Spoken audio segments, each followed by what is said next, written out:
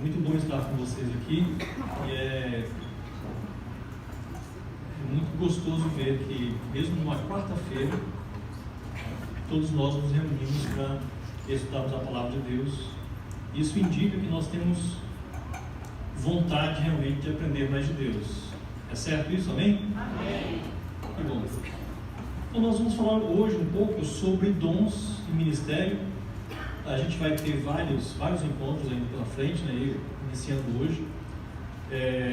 E a Valéria deu na quarta-feira passada, né? Então ela falou sobre dons. É isso? Deu a introdução. Então vamos ver se vocês estão afiados mesmo na introdução. O que são dons?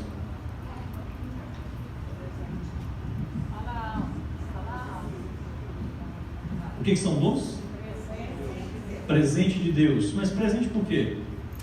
Uma casa pode ser um presente de Deus, mas uma casa não é um dom. Para manifestar a glória dele, mas em que sentido? Porque mesmo que a gente morra, nós manifestamos a glória de Deus. Para edificar a igreja. O que é edificar? Edifício, fortalecer, construir. Mas vamos para a prática. O que é edificar a igreja? Por exemplo, nós estamos aqui, somos igreja. Como é que nós nos edificamos em relação aos dons? Ministrando em que traduza a palavra, porque ministrar é algo assim muito genérico. O que é ministrar? Tá vendo? A gente é muito acostumado a lidar com jargões, com palavras, né? Nós somos ensinados, decoramos algumas coisas, mas às vezes, eu não estou falando que isso é o caso de vocês, mas às vezes isso não tem um sentido muito prático na nossa vida. Então eu quero partir para a prática da questão dos dons. Não só de exercer dom, e aí não estou falando aqui sobre dons sobrenaturais, a gente vai fazer uma separação entre uma coisa e outra, né? Porque nós, quando falamos sobre dons, principalmente nós que buscamos ao Senhor em diversos aspectos da igreja, nós começamos a pensar em dons que tem a ver com a questão espetacular. Por exemplo, dom de cura, ou dom de línguas estranhas, ou dom de profecia, que muitas vezes é confundido com a questão de revelação e etc., né? Então nós sempre, quando falamos sobre dons, nós estamos basicamente pensando nessas questões que são manifestas no meio da igreja, né? Que são manifestações diversas. Por exemplo, você usou a palavra para ministrar, né? Que dons sobrenaturais que são usados para auxiliar e ajudar os outros a crescer. Isso é ministrar. Então, se eu tenho, por exemplo, o dom de cura, e alguém está enfermo e doente, eu posso impor as mãos sobre essa pessoa e Deus então pode curá-lo. Amém? Então, quando nós pensamos em dons, via de regra, nós estamos lidando com essas questões sobrenaturais. Agora eu queria já quebrar um paradigma com vocês. Esses dons não são importantes, porque eles são secundários. Os dons importantes são chamados de dons primários, e são os dons ministeriais. Dentro dos dons ministeriais é que nós vamos encaixar os dons sobrenaturais. Para cada ministério que o Senhor dá à igreja, a gente vai ler um texto agora depois sobre isso. Para cada ministério que Deus dá à igreja, e eu queria fazer um parênteses sobre a palavra ministério. No meio presbiteriano que nós somos, de uma forma geral, eu nasci na igreja presbiteriana, né? Em 56 anos já, eu sou pastor há mais de 30, estou em idade avançada já, né?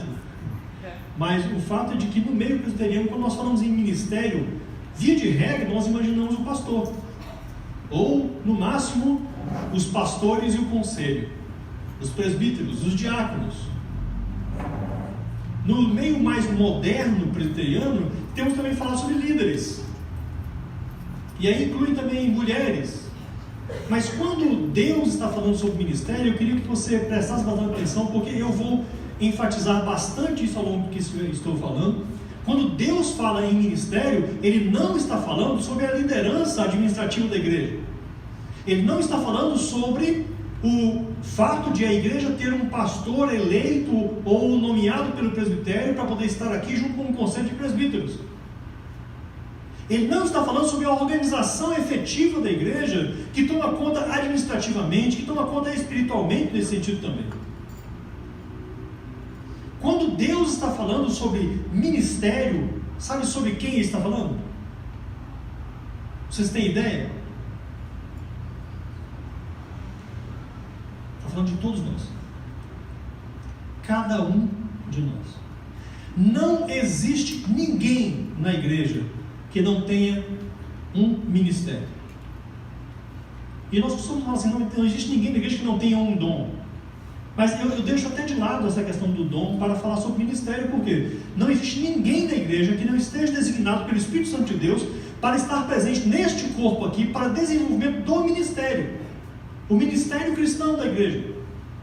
Dentro dessas quatro paredes, ou fora dessas quatro paredes como igreja. Então, quem é responsável pelo ministério da igreja, pelos ministérios da igreja, não é o pastor, não é o conselho, não são os diáconos, não são os líderes. Quem é responsável pelos ministérios da igreja somos todos nós. E cada um de nós, depois no final nós vamos fazer um teste para que a gente possa mapear onde estão os dons ministeriais no meio da igreja, para que vocês possam saber em que áreas Deus escolheu levar você a servir no ministério da igreja. Existem alguns ministérios da igreja que têm um pouco mais de destaque que outros, né? Por exemplo, ministério de louvor. Muita gente gosta de participar do ministério de louvor. Né? Eu conheci algumas igrejas que tem muita gente que não gosta, mas enfim, geralmente o pessoal gosta. Ou um ministério de liderança disso, liderança daquele outro, etc. Tem várias coisas na igreja que tem um destaque, e outras coisas são de menos destaque. Mas o fato é que nós pensamos ministerialmente a igreja em termos funcionais, ou seja, o que a igreja precisa para funcionar? Ela precisa de um pastor, precisa de um conselho, pensando no meio presbiteriano, né? Precisa de um pastor, precisa de um conselho, precisa de uma junta diaconal, né? As irmãs aqui são organizadas em SAF? Não? Mas tem o ministério feminino? Né? Ou o ministério de jovens, né? E aí temos várias outras coisas, né? Tem a zeladoria da igreja, tem quem toma conta disso, toma conta daquilo outro, quem toma conta da mesa de som, quem toca, ou seja, nós imaginamos que a igreja funciona porque ela precisa ser funcional. Mas este é o pensamento de funcionamento de uma empresa, não é da igreja. Então, via de regra, nós estamos gerindo uma empresa quando nós estamos na igreja. Ou seja, estamos fazendo tudo errado. Porque Deus deu uma estrutura para essa igreja funcionar. E essa estrutura, ela é espiritual. Ela não é carnal. Ela não é baseada naquilo que eu gosto, ou naquilo que eu tenho predileção, ou naquilo que eu sei fazer fora do templo. Não é porque alguém é um bom administrador lá fora que ele deve ser colocado como administrador dentro da igreja. Não é porque alguém toma conta de finanças lá fora que ele tem que ser colocado como tesoureiro na igreja. As coisas no reino de Deus são discernidas espiritualmente. Deus deu uma estrutura. Eu ministro a aula chamada Novos Modelos Eclesiais, ou seja, novos modelos de igreja, há muitos anos. E eu faço pesquisa nessa área de modelos de igreja. Modelo celular, modelo G12, modelo congregacional, presbiterial, etc. Né? Tem centenas de modelos de igreja diferentes. Eu diria que nós não precisamos desses modelos, porque Deus já deu a estrutura de como a igreja deve funcionar. E Ele mostrou como funciona, porque é o Espírito Santo quem faz isso no meio da igreja. Por isso, então, nós queremos ministrar a vocês falando sobre os dons ministeriais, aqueles que fazem com que a estrutura da igreja, e eu estou pensando aqui especificamente no corpo local desta igreja, estou pensando em nós que estamos aqui presentes e aqueles que não vieram também. Então estas pessoas aqui né? As que estão aqui e as que não estão, mas que pertencem a este corpo local de igreja, tem uma estrutura dada por Deus, ministrada pelo Espírito Santo de Deus, de maneira que se nós pegarmos essa estrutura de Deus e colocarmos ela em prática, o que vai acontecer? A igreja vai funcionar, vai ser edificada. O modelo de Deus aplicado na igreja sempre vai dar o resultado de Deus. Pode ser que não dê o seu resultado, o meu resultado, o resultado do pastor. Pode ser que não seja do jeito que o conselho quer, mas será do jeito que Deus planeja. Então, os dons e ministério, eles precisam ser extremamente estudados e lidos pela igreja, porque é a partir disso que nós vamos exercer o ministério cristão na igreja e fora dela. E eu não estou dizendo aqui que nós devemos acabar com todas as nossas estruturas, acabar com o Heaven, acabar com o Ministério de Jovens, não tem nada a ver com isso. Essas coisas têm que continuar e têm que funcionar. Agora nós precisamos da premissa de Deus para desenvolver o ministério na igreja para a edificação do corpo de Cristo. A ideia de Deus dar ministérios para a igreja, além de alcançar pessoas de fora, porque faz parte também deste ministério, mas a ideia de Deus dar ministérios para nós na igreja é para que nós nos tornemos cada vez mais maduros na fé. O que Deus quer de você e de mim na igreja não é outra coisa a não ser que você e eu tenhamos maturidade cristã. A Bíblia fala que os dons aplicados na igreja servem principalmente para que nós não sejamos levados como ondas ou como vento para tudo quanto é lado, para que não sejamos mais meninos, crianças. Porque a criança, ela olha para o seu pai. Eu lembro, eu tenho 3 filhas, né? Não são crianças mais, mas elas já foram criancinhas, e elas sempre, quando tinha qualquer situação, por exemplo, não vou falar o nome delas não, porque elas não gostam que eu cito o nome delas, mas uma delas, né, sempre quando via para algum lugar que tinha alguma coisa diferente, pessoas diferentes, ela vinha atrás aqui, segurava na minha calça e ficava seguro, com medo, né? Então o que ela queria com o pai? Proteção. Porque ela não tinha maturidade ainda para poder enfrentar pessoas adultas. É evidente, né? Às vezes tinha 2 anos, 3 anos, 4 anos, 5 anos, até seus 11, 12 anos. Então, a Bíblia lida com isto. Então, imagina bem, um profissional que trabalha em uma empresa e ele é o administrador dessa empresa há 15 anos. É um excelente administrador. Fez a empresa crescer, fez a empresa ganhar bastante dinheiro e etc. E aí ele se converte. E ele vem para a igreja. E aí então ele chega aqui. E nós olhamos para aquele homem ou para aquela mulher que são administradores, né? E vamos fazer o que com eles? Eles vão ser batizados, vão fazer profissão de fé, vão estar no nosso meio, e aí nós vamos colocá-lo no ministério, porque já que ele é um excelente administrador, vamos colocá-lo aonde? Para que ele possa administrar as coisas da igreja. A Bíblia diz não, categoricamente. A Bíblia fala explicitamente que nós não devemos fazer isso, porque essas pessoas, por mais experiência que tenham na sua vida prática lá fora, aqui dentro ainda são crianças. A Bíblia chama de neófitos, aqueles que são novos na fé e que não devem ser colocados no ministério. Eles devem aprender a ter maturidade primeiro. Mas pastor, aquele homem já tem 56, 57, 60 anos, ele já tem maturidade.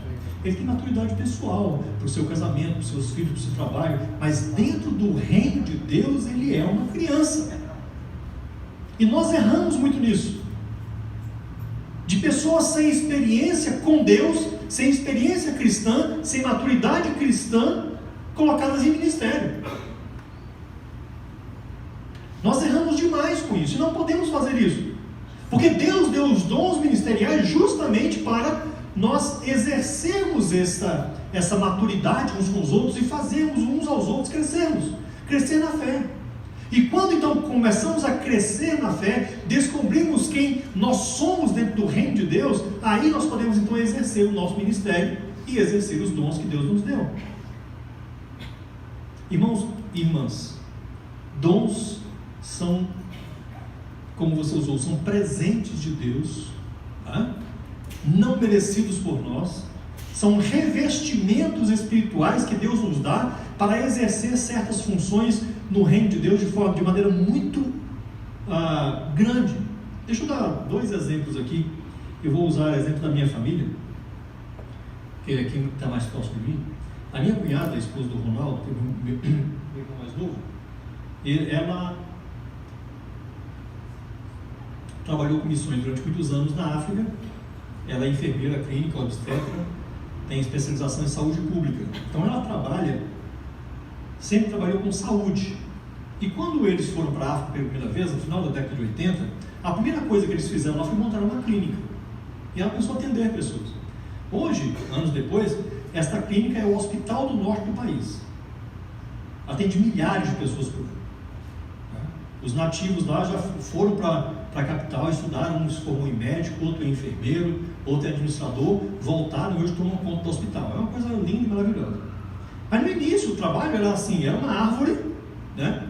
Tinha uma árvore muito grande, e aí nós, Ronaldo e eu, construímos alguns bancos que ficavam debaixo dessa árvore, e a Rossana então se assentava num desses bancos com uma maleta do lado, e as pessoas vinham para serem tratadas por ela das diversas coisas possíveis e imagináveis, desde uma gripe até a lepra.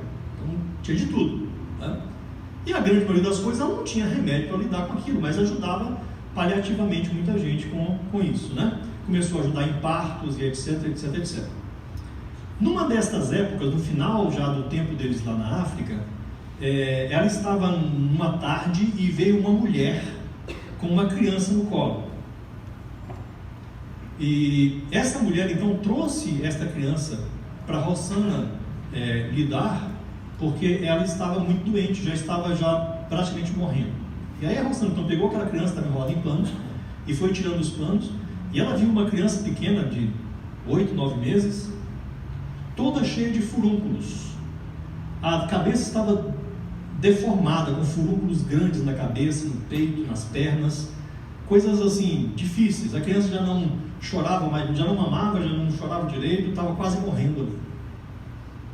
E aí a Rossana olhou para a maleta dela, e na maleta ela tinha um comprimido de aspirina infantil e um pouquinho assim de metiolate. Ela olhou para aquele furúnculo e falou: eu sei que não tem nada que eu possa fazer para ajudar essa criança nessa saúde. Ela foi então, pegou uma bacia, deu banho nessa criança, colocou a aspirina infantil para ela, ela tomou esse comprimidinho de aspirina infantil, pegou aquele metiolate, dissolveu na água e passou naquelas feridas, e falou, aí entregou o bebê para a mãe e falou assim: olha querida, eu não tenho nada que eu possa fazer pelo seu filho, o remédio que eu tenho aqui é só esse. E Ronaldo e Rossana moravam a 900 quilômetros da capital. Para chegar na capital demorava em torno de 27 horas, porque não tem estrada, né? Então é um negócio meio complicado. E não tinha como comprar remédio, não tinha o que fazer. Aí a mãe ficou triste, pegou a criança de volta, e quando ela já ia saindo, a Rossana, né, bem presbiteriana, ela olhou para aquela mãe e falou assim: mas eu posso fazer uma coisa por você, eu posso orar para Deus e pedir para que Ele possa ajudar você e seu filho. Você gostaria que eu orasse para Deus? Ela falou assim: gostaria. E a Rossana então orou com aquela mãe, colocou a mão na criança, orou por ela, e a mãe foi embora. Daí uns 4, 5 dias, Ronaldo e Rossana iam pegar o carro e descer para a capital, de lá eles iriam para o Brasil, né? Quando eles estavam quase entrando no carro, a mãe apareceu com a criança no colo. E a Rossana, ela falou assim: eu sou muito incrédula, né? Quando ela olhou aquela mãe vindo com a criança no colo, falou: pronto, o menino morreu. E essa mãe vai vir aqui e falar conosco que nós não temos nada de Deus, que Deus não ouve nossas orações. Pronto, vai acabar com o nosso ministério. E a mãe veio de cabeça baixa e tudo, olhou para a Rossana e entregou a criança para a Rossana. A Rossana, trêmula, colocou a criança na mesa e foi desenrolando, e não tinha nenhum furúnculo naquela criança. Para não dizer que não havia as marquinhas secas que estavam ainda na criança. Ela estava respirando, comendo, se alimentando, e a mãe estava glorificando o nome de Deus. Ela saiu dali pregando em todas as aldeias que ela frequentou, dizendo do Deus que cura. Deus age sobrenaturalmente e Ele cura. Ele faz o que Ele quiser. Ele é o dono da vida. Ele é o soberano criador de tudo que Ele quiser. Se Ele não quiser também, Ele não faz nada. É Deus quem decide, não somos nós. Mas Deus nos dá o privilégio de participarmos desta glória. Os dons são privilégios que Deus nos dá de participarmos desta glória que é a edificação do corpo de Cristo. É a coisa mais importante que você vai fazer na sua vida, é exercer o seu ministério no meio do corpo de Cristo. E se você exercer o seu ministério no meio do corpo de Cristo de maneira íntegra com o Senhor, de maneira a falar com Deus aquilo que Deus quer e de responder a Deus e de cuidar uns dos outros,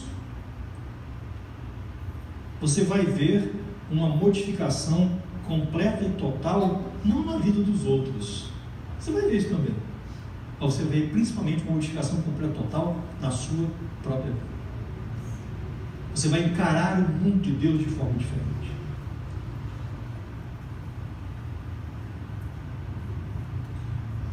Então eu queria falar algumas coisinhas poucas sobre os dons. Primeiro, os dons não são para o crescimento cristão. Então quando Deus dá dons para a igreja, não é para que nós possamos crescer, para que possamos então sermos melhores, isso, aquilo, outro. Os dons que Deus dá para a igreja não é para mim. Os dons que Deus dá para a igreja é para o outro. Então, quando eu recebo de Deus um dom, eu recebo para ministrar ao outro, aos outros, às pessoas. Então, o que Deus quer quando eu olho e quando eu recebo os dons e quando eu me entendo dentro do reino de Deus, é eu exercer o meu ministério de maneira bem interessante, com bastante afinidade, com muita força de vontade, para fazer com que os outros cresçam. Porque esta é a contrapartida. Porque vocês também vão fazer com que eu cresça, exercendo os dons de vocês. Nós precisamos parar com essa ideia de que existe uma igreja sentada e existe um púlpito que exerce o ministério. Nós exercemos o ministério. E cada um dentro das coisas a quem Deus tem chamado para poder fazer. Porque dons verdadeiramente são chamados de Deus para exercermos o ministério de Deus dentro da igreja e fora da igreja, para que o corpo de Cristo possa ter maturidade e crescimento, né? Para que possamos edificar esse corpo de Cristo. Deus faz uma coisa, Ele fala uma coisa, Ele fala em Colossenses, eu não vou abrir o texto agora, mas depois a gente vai bater nesses textos. Paulo fala em Colossenses que você e eu somos cooperadores com Deus no grande desafio que Deus tem com a sua criação. O grande desafio de Deus com a sua criação é de reconciliar esta criação inteira com Ele de novo. Vamos retornar aqui. Gênesis capítulo 3, o que aconteceu lá? Adão, Eva, jardim, serpente, pecado. No pecado aconteceram 3 mortes. A morte física entrou na humanidade. Adão e Eva morreram depois. Nós iremos morrer também, ou seja, faz parte da nossa estrutura essa morte. A morte espiritual entrou na nossa questão, ou seja, nós passamos a ser, o ser humano passou a ser separado de Deus. Deus não teve mais aquela comunhão íntima com o ser humano, ou seja, Deus precisou se separar de nós por causa do pecado. Uma morte espiritual entrou na humanidade.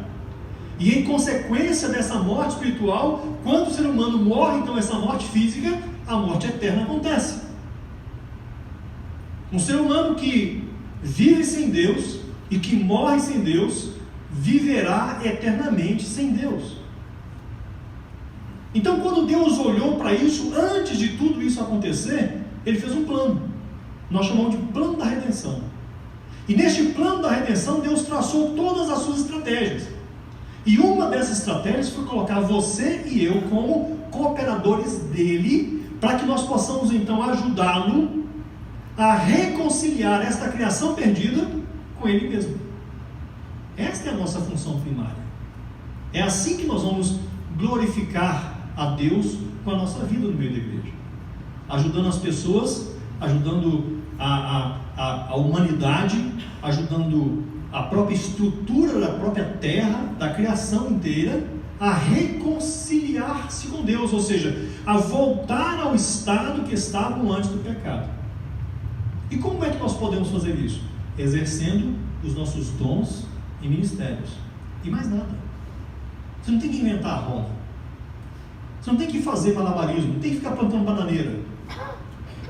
Tem que exercer o seu dom e o seu ministério.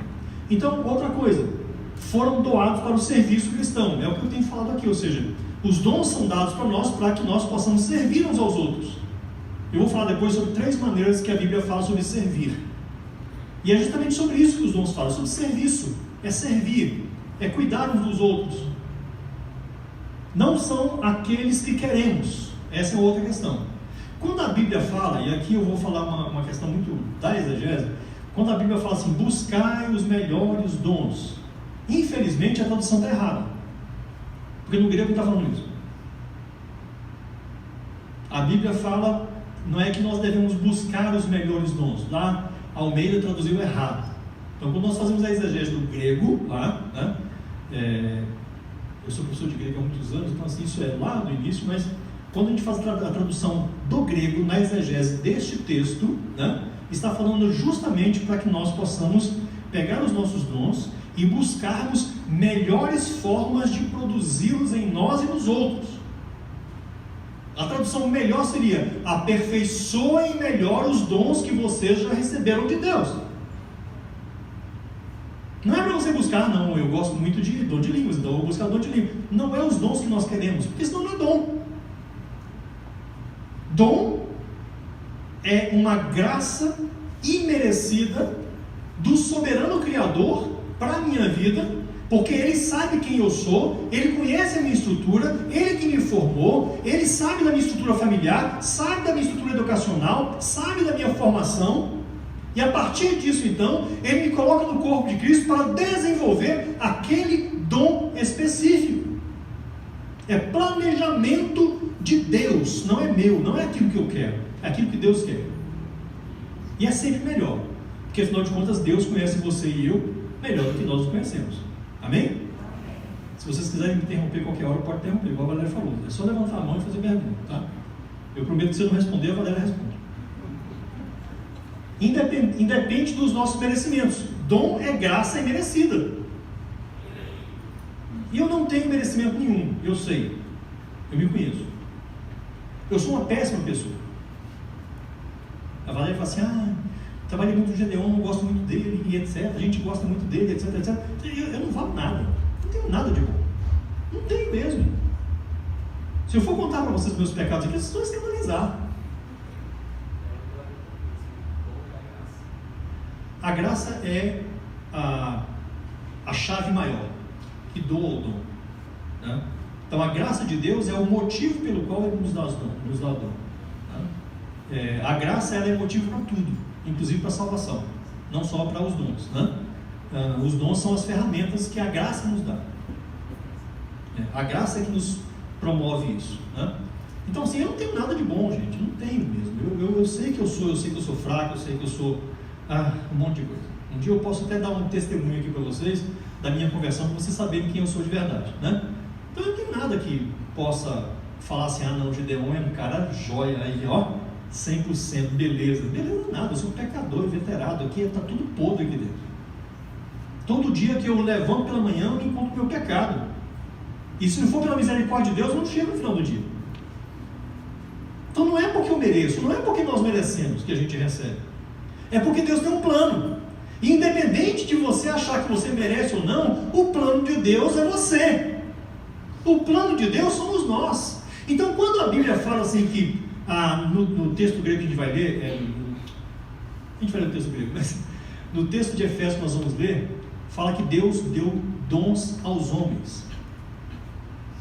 É uma Bíblia complicada, né? Traduzida em uma época que nos falava sobre mulheres, né? Na verdade, Deus deu os dons aos seres humanos, né? Não é só aos homens, as mulheres também receberam, né? Mas na verdade aqui o texto deveria ser melhor traduzido é que Deus deu pessoas como dons à igreja. Não é que Deus deu presentes para nós, Deus nos deu como presentes para a igreja. Nós somos os dons de Deus. Essa que é a grande questão. Eu sou o dom de Deus para a igreja, você é o dom de Deus para a igreja. E eu queria fazer uma palavra de alerta aqui para você pensar nisso. Se você pudesse nem dormir hoje pensando nisso, seria bom. Enquanto você não encarar que você é o presente de Deus como dom a esta igreja, a sua vida e a vida da igreja vão estar travadas. Porque Deus só vai fazer essa igreja chegar onde Ele quer que chegue, se vocês todos, nós todos, exercermos como sermos presentes de Deus para essa igreja. E não adianta nós ficarmos com os braços cruzados, pensarmos que estamos aqui e temos um pastor, temos um conselho, temos uma liderança, eles têm que exercer o ministério, fazer tudo, e fazer tudo, e fazer tudo, e etc, etc. Não é assim que a igreja funciona. A igreja não é uma empresa onde tem um líder que funciona. A igreja é um corpo. E eu quero sempre que você tenha isso em mente. A igreja é um corpo. A igreja tem um cérebro, a igreja tem braços, a igreja tem pernas, a igreja tem estômago, a igreja tem pulmão, tem orelhas, tem ouvidos, tem voz, tem boca, tem nariz. A igreja é um corpo. E estas partes todas do corpo é que juntas, exercendo seus dons, é que vão fazer com que esse corpo cresça e vão fazer com que esse corpo funcione. Se quem é as pernas da igreja estiverem amputadas, a igreja não vai caminhar. Se quem for os braços da igreja não se movimentarem, estiverem inertes, a igreja não vai movimentar. Se quem for o pulmão da igreja para poder respirar não exercer a sua função, a igreja não vai respirar. E sabe o que acontece? Eu queria dar uma notícia triste para vocês. Quando os dons não são exercidos, né? Eu sou mestre em dar notícia triste, viu, gente? Eu tenho mais notícia triste para dar do que notícia alegre. Mas quando os dons não são exercidos no meio da igreja, sabe o que substitui os dons? A estrutura. Nós deixamos então de ser igreja para sermos templo. E aí nós substituímos Deus pelo culto. Substituímos a palavra pelas vontades e desejos próprios. Substituímos os relacionamentos por utilitarismo. Usamos uns aos outros. Substituímos a comunhão por festas e falsidade. E a igreja funciona. Não é um corpo, mas funciona. É uma estrutura. E muitas vezes nós nos apegamos tanto a essa estrutura, que nós não conhecemos mais Deus e nem temos relacionamento com Ele. Só temos relacionamento com a coisa, com o tempo, com a religiosidade, com a religião, com a estrutura. Quando nós não exercemos os dons, o corpo não funciona, mas alguma coisa funciona. E esta coisa, ela é demoníaca e é do diabo. Ela não é de Deus. A igreja, estrutura denominacional, qualquer que seja ela não é algo que Deus planejou, mas é algo que Deus suporta, contanto que dentro dessa estrutura o corpo continue a funcionar. Vou só falar de um texto aqui para a gente poder passar um pouquinho para lá. Vocês se lembram do livro de Apocalipse, amém? Já leram? Se não leram, leiam. Não existe livro mais atual para a igreja do que o livro de Apocalipse.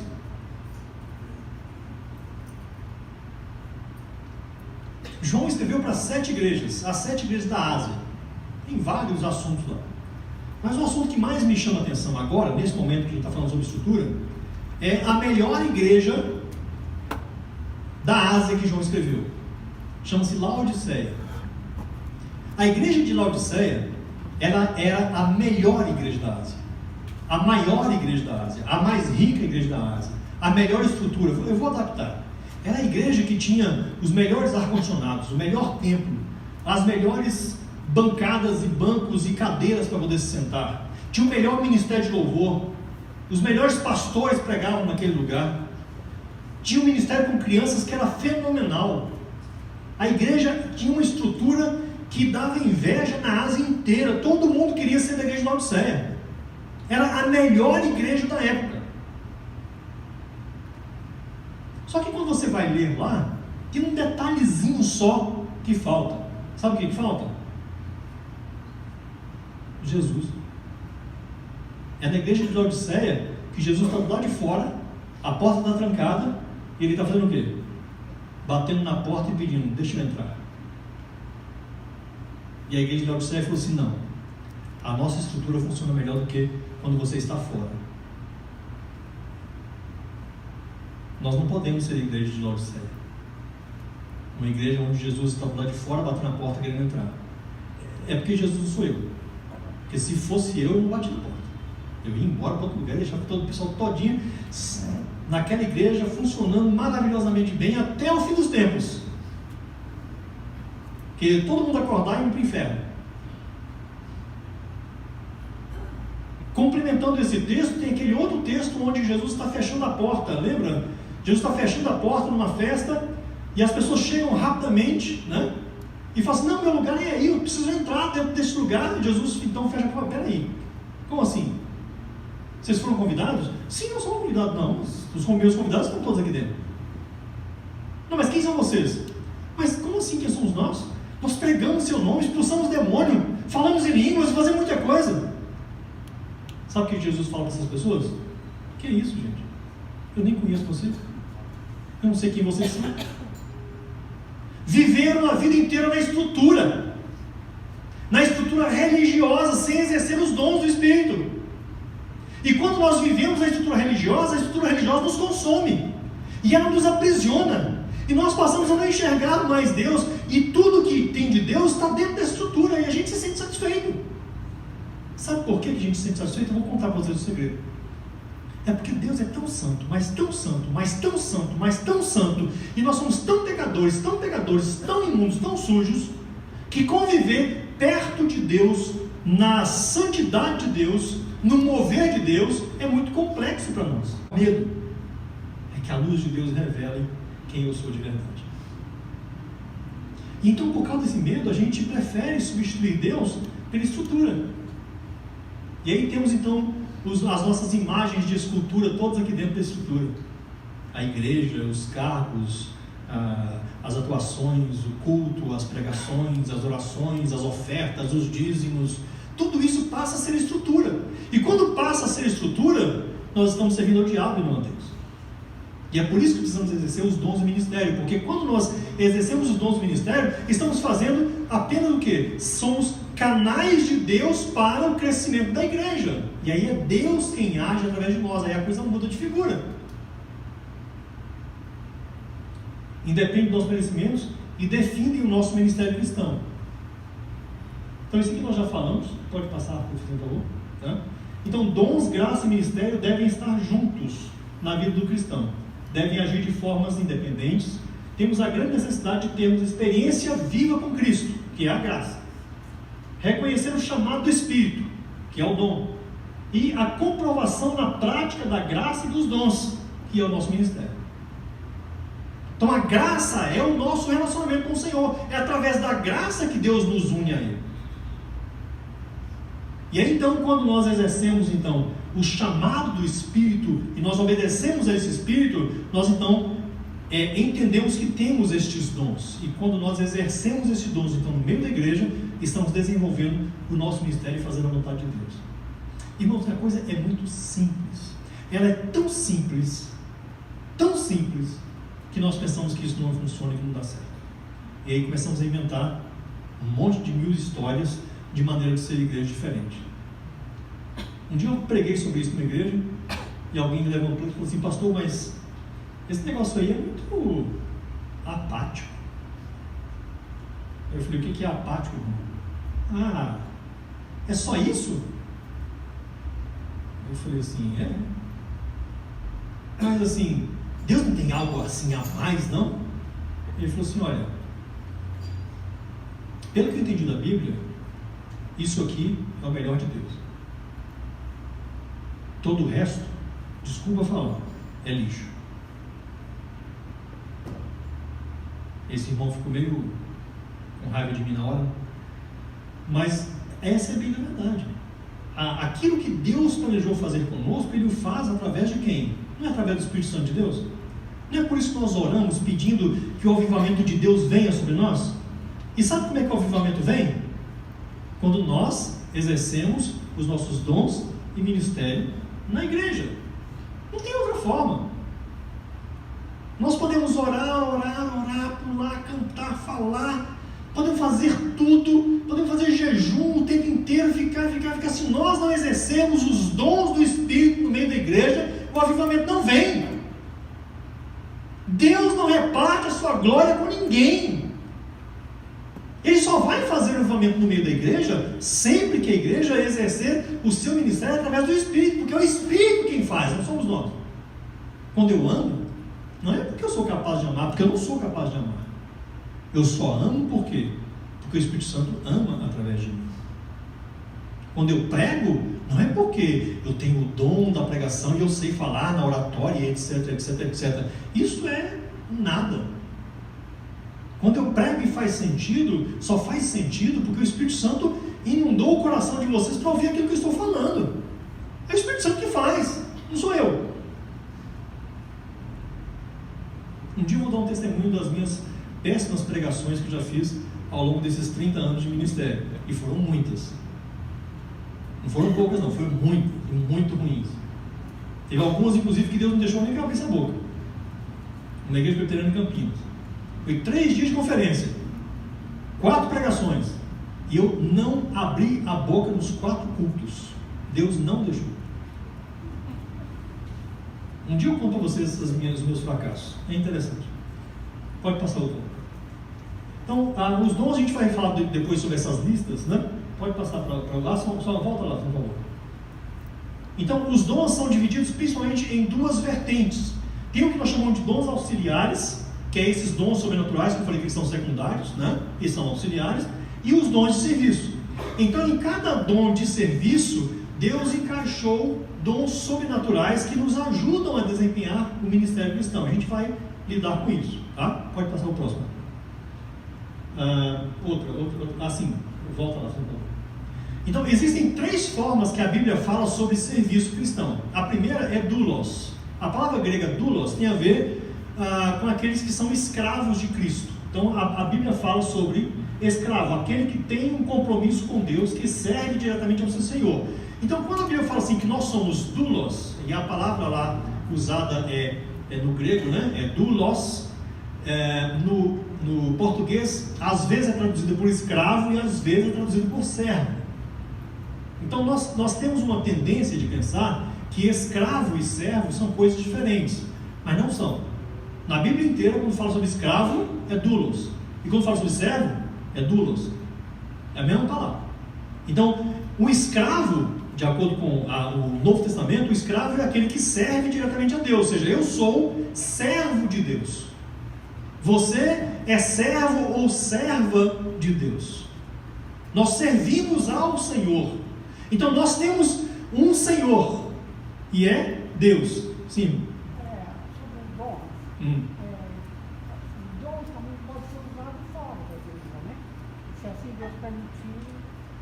Os dons são para ser usados na igreja e fora da igreja. nos dois ambientes. Porque na verdade o que acontece é que a igreja, ela não é igreja só dentro do nosso corpo, né? Eu nem vou falar sobre templo, tá? Nós não somos igreja apenas quando nós estamos reunidos e congregados. Nós também somos igreja quando estamos na nossa casa, na nossa família, no nosso trabalho, na escola e etc. Lá também somos aquela parte da igreja que vai para lá. E os dons precisam ser exercidos lá. Há dons específicos, inclusive, que são exercidos apenas fora da igreja e não dentro da igreja. Agora, por que são exercidos fora da igreja? Para a edificação do corpo de Cristo, ou seja, há pessoas que estão fora da igreja, que pertencem a Deus e que precisam ser trazidas para dentro. Aí tem a ver com evangelização, com discipulado, né? Com missões, etc., que são dons de serviço para Deus. Tá? Outra forma que a Bíblia fala sobre esclarecer, tá. Outra forma que a Bíblia fala sobre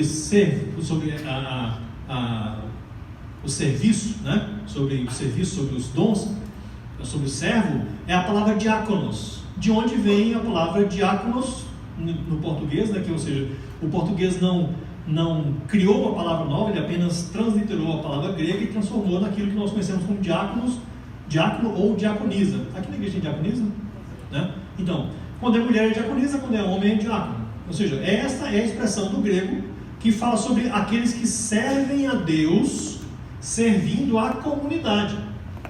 Então, o doulos, ele está a serviço de Deus diretamente, ou seja, eles têm uma prestação de conta para dar para Deus, ele está servindo a Deus, ele tem contato com Deus, ele é um servo do seu Senhor e faz aquilo que o Senhor manda. O diácono ou a diaconisa, ele também faz aquilo que o Senhor manda, mas ele faz aquilo que o Senhor manda no meio da comunidade. Então o diácono é aquele que serve a Deus servindo ao outro, é aquele que cuida do outro porque Deus está no controle da sua vida. E a terceira coisa são os leiturgos. É a outra maneira de falar sobre quem são os servos no meio do Novo Testamento. O leiturgos é um edificador. É aquele que serve ao Senhor, sendo usado para abençoar e edificar outros. Então, o leiturgos é de onde vem a nossa palavra liturgia. Coisa que a gente usa muito pouco hoje em dia, né? Porque a gente pensa que liturgia é aquela coisa engessada, né? Eu me lembro quando eu me iniciei no meu ministério, para poder pregar ou dirigir na igreja. Meu pai era pastor de uma igreja que tinha 7 congregações. E aí, Ronaldo e eu queríamos ir para o ministério. Ele falou assim, que legal. Aí a gente falou assim, bem, e agora, quando é que você vai enviar a gente para o seminário? Ele falou, daqui uns 2 anos. Como assim, pai, daqui a 2 anos? Daqui a 2 anos. E por que o senhor quer que eu faça durante esses 2 anos? Você vai pastorear. Eu falei, pai, eu quero ir para o ministério, eu quero ir para o seminário, não quero pastorear. Aí ele olhou para mim e falou assim, bem, se você pastorear durante 2 anos, e você ficar nesse pastoreio, e você entender o que é o ministério, eu te mando para o seminário. Se você não ficar, você não vai para lugar nenhum. Eu falei, ok. E lá vou eu, com 17 anos, pastorear uma igreja. E eu não sabia nada de pastoreio. E aí tinha a liturgia. Presbiterianos bem tradicionais naquela região, no norte do Espírito Santo, pessoal muito tradicionalzão. E aí era uma igreja na roça, gente. Na roça mesmo. Tinha a igrejinha lá, com 70 pessoas, e não tinha mais nada. Aí 9 horas da manhã tinha o culto principal, que era de manhã. De noite não tinha culto, porque era roça. Então o pessoal só vinha de manhã, né? 9 horas da manhã estava lá na igreja esperando todo mundo. Não tinha ninguém na igreja. 9 e 1 chegava assim umas 300 charretes, cavalo todo pelado, e o pessoal entrava, todo mundo lá. E aí o ministério, mas assim, era coisa muito tradicional. E 9 horas da manhã na roça eu tinha que estar de terno, de gravata. E tinha que ter uma liturgia escrita, aprovada pelo conselho, para poder. Sabe aquela coisa? Né? Então, leiturgos é de onde vem essa liturgia. Só que nós engessamos a coisa. Né? A ideia não é essa. A ideia são pessoas usadas por Deus como servos para edificar os outros. Ou seja, é aqueles que exercem os dons ministeriais dentro da igreja. Esses são os edificadores. Lá em Atos 13, quando fala que havia pessoas ali reunidas, no momento em que eles separaram Paulo e Barnabé para o ministério de Paulo e Barnabé de pregação do evangelho no mundo inteiro, a Bíblia fala que havia vários homens e mulheres como leiturgos, que eram os edificadores da igreja. E sabe o que eles estavam fazendo?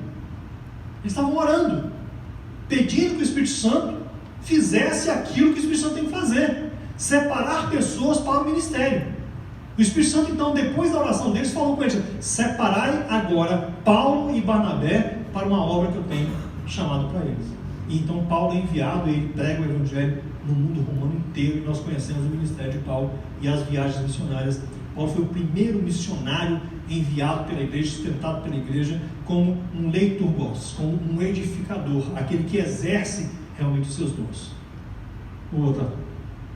Bem, eu queria que você abrisse sua Bíblia agora, lá no livro de Efésios.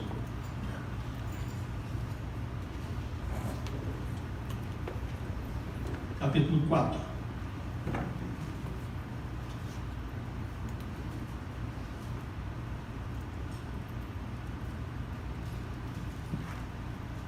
Efésios capítulo 4.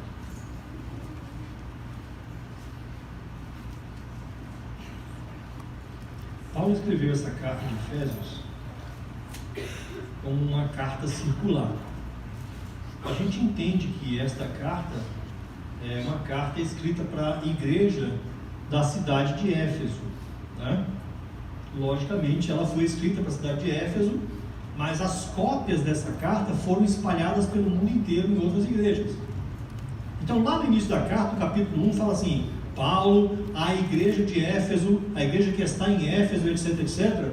Esta parte no original, a palavra Éfeso, em muitos manuscritos, tem apenas um pontilhado, não tem a palavra Éfeso escrita lá.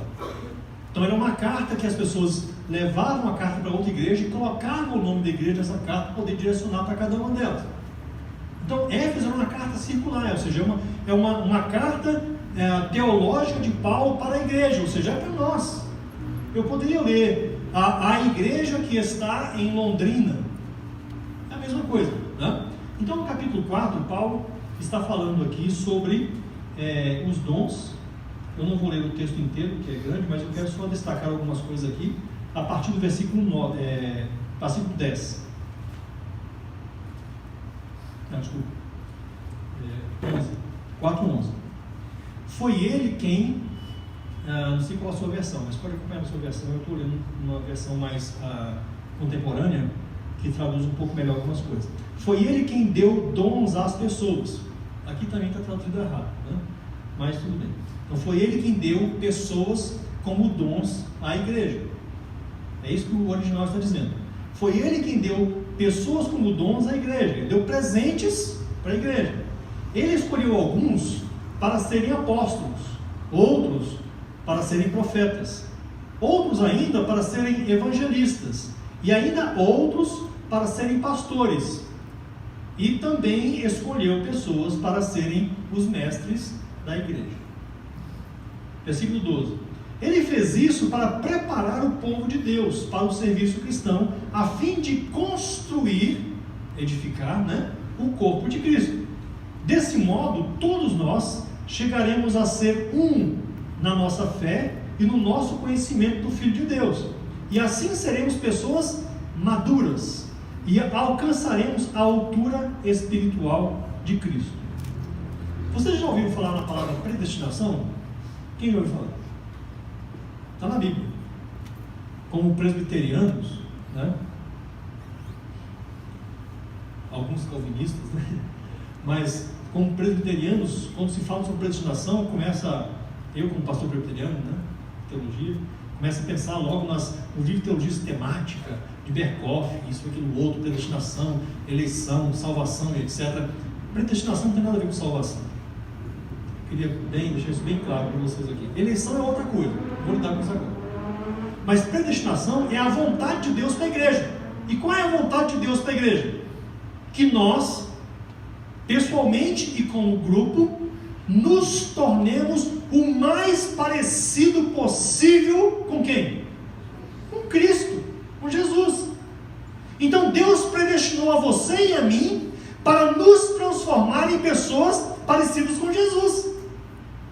Então a vontade eterna de Deus é que você seja o mais possível parecido com Cristo. E Ele vai levar você até esta maturidade, até a mente de Cristo. E se Ele não conseguir fazer o que você tem em mente de Cristo enquanto você está vivo, quando você morrer, lá no céu, Ele te dará essa completude. Neste aspecto, uma coisa que eu gosto muito de falar, a viagem é muito mais importante do que o destino. O céu já é nosso, não tem que preocupar com isso. Mas a viagem é a coisa mais importante, porque é na viagem que Deus vai nos amadurecer, é na viagem que Deus vai nos fazer crescer, é na viagem que vamos abençoar uns aos outros, é na viagem que vamos nos transformar em pessoas mais parecidas com Jesus. E só é possível isso quando nós deixamos que o Espírito Santo faça esta obra em nós através do exercício dos dons ministeriais no corpo de Cristo que nós exercemos. Não existe outra maneira. Você pode orar 24 horas por dia, pode fazer jejum 7 dias por semana, você pode fazer o que você quiser. Se você não exercer os dons do Espírito no meio da igreja, não vai haver crescimento espiritual na sua vida. Você pode ler a Bíblia toda 10 vezes por ano, não vai resolver nada na sua vida. Enquanto o Espírito Santo não te dominar por completo e você exercer o seu ministério no meio da igreja, não vai ter avivamento na sua vida, nem na minha, nem na nossa. Nós vamos apenas seguir as estruturas. E, gente, seguir a estrutura cansa. Todos nós conhecemos alguém, ou nós mesmos já pertencemos a uma outra igreja local. Muitos de nós já pertenceram a outras igrejas locais. E às vezes, em outras igrejas locais, não é o caso sempre, 100%, mas às vezes nós nos cansamos. Nos cansamos daquele relacionamento, nos cansamos das pregações, nos cansamos dos problemas, nos cansamos das heresias, ou nos cansamos de nós mesmos no meio daquela estrutura. E é justamente o cansaço que dá em nós, porque nós estamos ligados à estrutura e vivendo no meio da estrutura e para a estrutura. E isso cansa. É igual a família. Quando marido, mulher e filhos, né, que são a família, não são família, é apenas uma estrutura familiar. E como estrutura familiar, é fadada ao fracasso, é fadada às desgraças, é fadada ao adultério, à traição, a divórcio. A estrutura familiar não é boa. A estrutura familiar é uma coisa péssima. Um homem casado com uma mulher e que tem filhos, com estrutura, é um negócio que não funciona. Porque os pais querem exercer o poder sobre os filhos. Os filhos querem desobedecer os pais. O marido quer que a esposa obedeça. A esposa quer que o marido... Sabe aquela coisa que não funciona? Não funciona. Mas quando a família ela é exercida a partir dos dons, e Efésios fala também sobre isso, quando a família é exercida a partir dos dons, um quer servir o outro. Em Efésios capítulo 5, quando o lugar que os maridos gostam, né, que lá fala sobre mulheres, sejam submissas aos vossos maridos. Mas antes da Bíblia falar sobre isso, ela fala assim: sujeitem-se uns aos outros. Ou seja, o marido tem que ser tão submisso à mulher como a mulher tem que ser submissa ao marido. É por aí o negócio. Por quê? Porque nós somos servos. E quando vivemos em estrutura familiar, servindo uns aos outros, aí a coisa funciona. Este é o planejamento de Deus. Na igreja é a mesma coisa. Quando nós deixamos que a estrutura não tome conta, mas quando nós servimos na estrutura, obedecendo a Deus, exercendo os dons ministeriais, no poder do Espírito Santo de Deus, o que Deus faz? Tudo. Porque é dele o poder, é dele o plano, e é o que ele quer. Aí ele traz gente para cá, ele converte um monte de pessoas. O primeiro culto que eu participei na África, não, primeiro não, mas primeiro lá em Gana, né, quando o Ronaldo e a Rossana estavam lá, foi em 1995. Havia 300 pessoas sentadas debaixo de uma árvore. E o Ronaldo pregou durante 3 horas. Porque como tinha que ser traduzido a pregação para 6 línguas diferentes, não demorava. Ele pregava, falava uma frase, aí a frase era repetida em uma língua, outra língua, aí depois voltava. Eu brincava com ele que ele se perdeu num monte de pregação, um monte de coisa, porque até que a coisa voltava para ele, já tinha perdido o ânimo para poder continuar falando, né? Mas enfim, pregou, né? E aquele pessoal todo, vocês não imaginam a cena. O pessoal ficou durante 3 horas sentado igual vocês aqui, sem um mosquito passar entre eles. não se mexeram. Tamanha a atenção que eles estavam levando para tudo aquilo. Quando o Ronaldo fez apelo no final do culto, todo mundo se converteu. A aldeia inteira se converteu. Daí começou a ter conversões em massa. Tinha um homem que tinha 7 esposas, 56 filhos, 36 netos, mais os genros e as noras. Só numa família tinha 125 pessoas. E morava tudo junto num compound só. Aí a gente foi lá, o Ronaldo pegou o evangelho, a casa inteira se converteu. Uma igreja já nasceu ali. Daí há 2-3 anos tinha 3.000 pessoas convertidas. E o negócio começou a acontecer. Aqueles homens e aquelas mulheres no meio daquela igreja estavam vivendo fora da estrutura, mas estavam vivendo no poder do Espírito Santo de Deus. E Deus fez uma revolução tão grande que hoje no meio daquele povo tem mais de 37.000 pessoas naquela igreja. É um negócio estupendo, maravilhoso, sensacional. Sabe qual é a maior revolta do Ronaldo? Que a igreja cresceu mais quando ele foi embora. É brincadeira, mas ele fala sobre isso. A igreja cresceu muito mais quando eu fui embora, quando a igreja ficou com as pessoas que são de lá, né? E a igreja cresceu. E eles aprenderam a viver na estrutura de Deus e não na estrutura humana. Tanto que eles demoraram para poder construir um local para poder se reunir. Se reuniam debaixo da árvore. Você imagina 3.000 pessoas debaixo de uma árvore se reunindo. E imagina o tamanho da árvore, né? Era enorme, aquela baobá imensa, grandona, né? Maravilhosa, cheia de sombra, né? Um calor de 48, 49 graus, né? Maravilhoso. Mas, então, este texto que nós estamos falando aqui é sobre isso, sobre o ministério cristão à igreja. Então, Deus deu para a igreja, pelo menos, eu falo pelo menos que pode ser que existam outros assim, que a Bíblia não fala, ok? Mas nós vamos lidar com esses 5 aqui. São 5 ministérios que Deus deu para a igreja, ou seja, Deus separou. Se uma igreja tem, quantas pessoas tem na igreja aqui, Arthur e Valéria? Mais ou menos 180. 180. Então, no meio das 180 pessoas desta igreja aqui, existem pessoas que têm o dom de apóstolo. Eu vou explicar cada um deles depois para vocês. No meio dos 180 existem pessoas que têm dom de profetas ou profetisas. Existem pessoas no meio de 180 que têm dom de evangelistas. Outros são os pastores da igreja. Outros são os mestres. E eu queria fazer uma ressalva aqui. Não confunda pastor ofício com pastor dom. São duas coisas completamente diferentes. Às vezes, né, que é o nosso caso aqui, o Arthur, que é o pastor da igreja, ele tem um dom de pastor. Ele é pastor. Ele pastoreia pessoas. Mas nem sempre isso acontece. Muitas vezes o pastor oficial da igreja, ele tem um dom de profeta.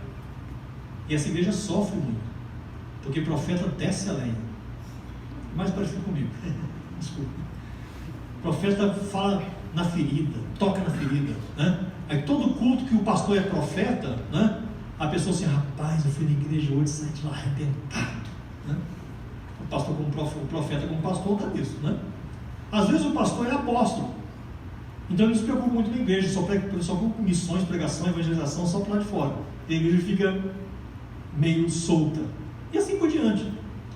Então os dons são diferentes, ou seja, existem pessoas dentro da igreja que são os pastores ou as pastoras da igreja no exercício dos dons, que são aqueles que são os cuidadores. A gente vai falar de um por um aqui desses dons. Então estes dons, eles são a fórmula de Deus, se pudesse usar essa palavra, né? O método de Deus, a metodologia de Deus para a igreja, para o corpo de Cristo, para edificar o corpo de Cristo. Nós precisamos, em toda a igreja local, ter pessoas que têm dom de apóstolo. Precisamos dos dons de profetas e profetisas, de pastores e pastoras, de evangelistas, de mestres e mestras. Sem estes dons no meio da igreja, a igreja é disfuncional. Ela anda capenga, geralmente carregada por 2, 3 da liderança. E é um peso enorme que nós colocamos nossos líderes a função de nos carregar no ministério. É por isso que a igreja precisa crescer nesse sentido, de amadurecer, entendendo que o ministério cristão é para ser exercido por todos nós. Valéria, você me deu um sinal, eu não entendi direito. É para parar ou continuar? Tá. Aí, então, a gente vai até nesse ponto aqui. Na outra a gente continua, né? O fato, então, é que nós precisamos entender isso. Ou seja, estes são os dons que Deus deu para a igreja. Então, existe muito aqui que a gente precisa lidar, né? Eu vou trazer para vocês, vai ser quarta-feira que vem, a continuação? Então, na quarta-feira que vem, nós vamos trazer uma exegese bem prática de cada um desses termos aqui para a igreja, para a gente poder discutir isso. Inclusive, desmistificar um monte de coisa. Porque quando falamos sobre apóstolos hoje em dia, por exemplo, a gente começa a pensar nesses apóstolos que se autonomeiam apóstolos no meio das igrejas. Apóstolo fulano de tal, apóstolo fulano de tal, apóstolo fulano de tal, né? Aí tem, depois do apóstolo tem o patriarca fulano de tal, né? Aí tem o pai apóstolo, né? Tem tudo. Tem duas pessoas, tem um no Brasil e um nos Estados Unidos, que foram agora nomeados como reis e sacerdotes, né? Colocou um trono, o cara sentou em cima, eles pegaram o trono, colocaram e começaram a caminhar na igreja, entronizando aquele cara. Tem de tudo. Mas lembrem-se que isso é estrutura. No corpo é outra história. Porque no corpo os apóstolos não lideram, eles servem. No corpo os pastores não lideram, eles servem. No corpo os profetas e as profetisas não lideram, eles servem. Os evangelistas servem. Os mestres servem. No corpo, os dons que nós exercemos são dons para o serviço cristão, para o crescimento da igreja, para a edificação da igreja. Como introdução, tá bom, irmãos? Dá para a gente poder continuar isso na quarta-feira?